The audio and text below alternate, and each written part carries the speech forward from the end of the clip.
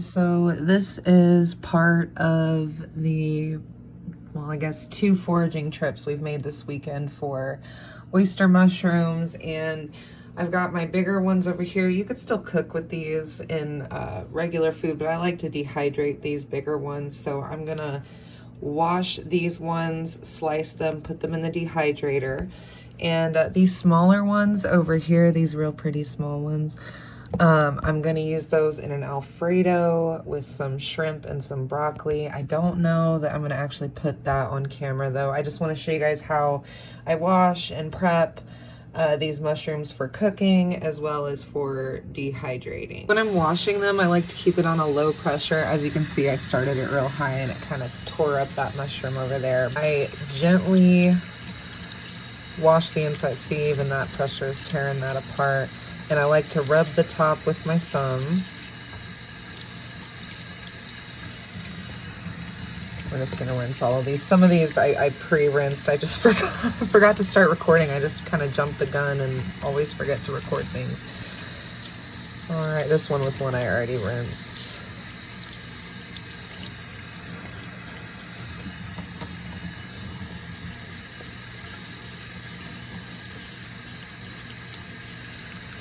And I start with a little colder than lukewarm water, and then I'll end with super cold water because it kind of firms them up again. Not that they get super soft when you're rinsing them with the slightly colder than lukewarm. I just like that to firm them up. Once you do this, you're going to dry them with paper towels. That's what I'm going to do next. I'll finish washing these guys.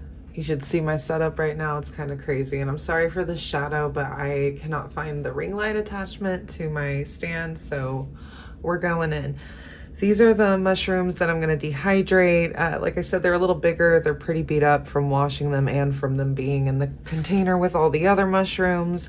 What you're going to do is destem them first. So with these bigger, ooh, there's a lot of water in that. With these bigger ones, I like to cut a little further up because it's pretty tough. Once they're dehydrated and you reconstitute them, they'll be softer.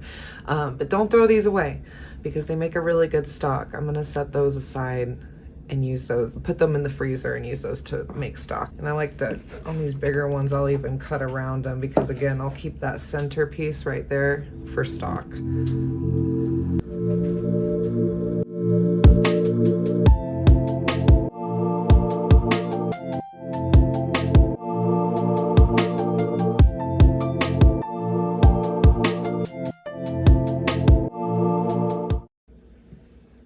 Look at how pretty that is.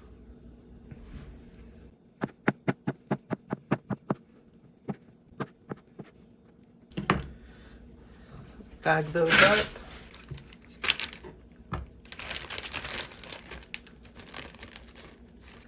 I have got a pretty old school dehydrator. I say my mom gave it to me, but what happened is she let me borrow it, and I never gave it back because I mean, we were getting onion, garlic, all kinds of stuff out in the forest, and I just kept needing it. People are probably gonna get a little annoyed at how unorganized my distribution of these mushrooms is.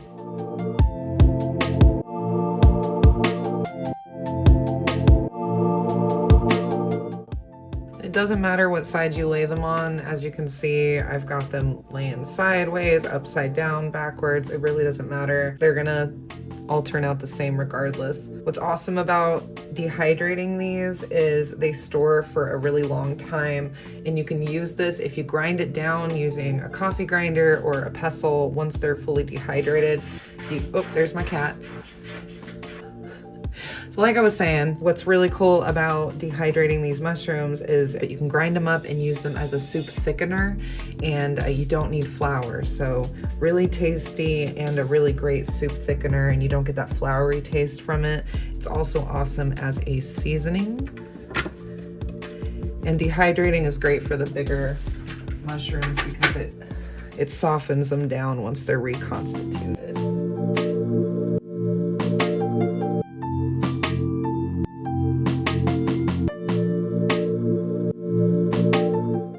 I've got all these little pieces breaking off, but I really don't like to waste those, so I'm putting them closer to the inside of my dehydrator. Sometimes they fall all the way through and, you know, whatever, but the pieces I can get, I'm glad I saved them.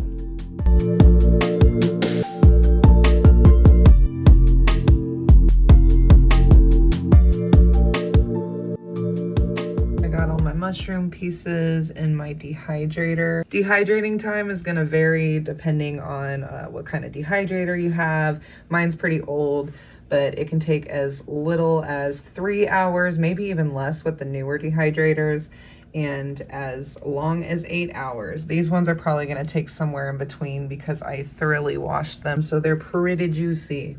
I'm going to let these guys sit in here for a while and you'll see how they look. Okay, I'm laughing. I turned this on before I went to bed, and I was like, don't forget to set an alarm for the mushrooms so that you take them out before you go to work. Guess who left them in the entire night and then the entire shift at work? So they look really tiny. That's okay. They're all going to reconstitute. First things first, whether you left them in for the recommended time or you did what I did and forget about them for like 16 hours, you're going to do a snap test. So, yep, that's beautiful. That's perfect. Just a couple on the thicker ones. Boom. That is dry. I knew they were going to be dry, but I just wanted to show you guys how I make sure. Next step is to put these into a jar and store it in a dry, dark place. Cool, dry, dark. You don't want any humidity in there because you don't want these to mold. Look how cool. They're looking real crispy. They were definitely in there too long, but I'll do one more snap test because this guy's so big. But all right, I just love that sound. And once they're in this state, you can pretty much do anything with them. Throw them in the cabinet and forget about them for a few months, cook with them later. You can reconstitute them, fry them up, and put them on a steak. What I'm gonna probably do with this batch is grind them up in my mortar and pestle and make a soup thickener. So I'm gonna grind them down to a powder, and then anytime I wanna make soup, I'm not gonna use flour, I'm gonna use this. So this is what you'll end up with. I've got a couple nice jars of oyster mushrooms that we've gotten from December 31st, 2023, and as well as New Year's Day this year, 2024. Yeah, pretty awesome. They'll last quite a while like this. Definitely all the way through winter if you keep them in a cool, dark place, not a lot of humidity. Really awesome winter foraging food and super delicious. You can use it in almost everything. Other plus that no one ever likes to say, but everybody thinks, is it always just looks really freaking cool to have a jar of dried mushrooms in your house. Kind of dope. So, and it's a flex, really. Highly recommend dehydrating the bigger oyster mushrooms. Don't throw them away. If they're not discolored and they're not decaying or sporing, grab those puppies, slice them up. You can dehydrate them, use them for stock if they're really that tough. But yeah. Hey guys, we really appreciate you checking out our video. If you like what you saw today, please give us a like and consider subscribing if you want to see more videos like this in the future. We also wanted to say thank you so much for getting us to 26 subscribers. We are brand new to YouTube and are so excited to have you all on our journey.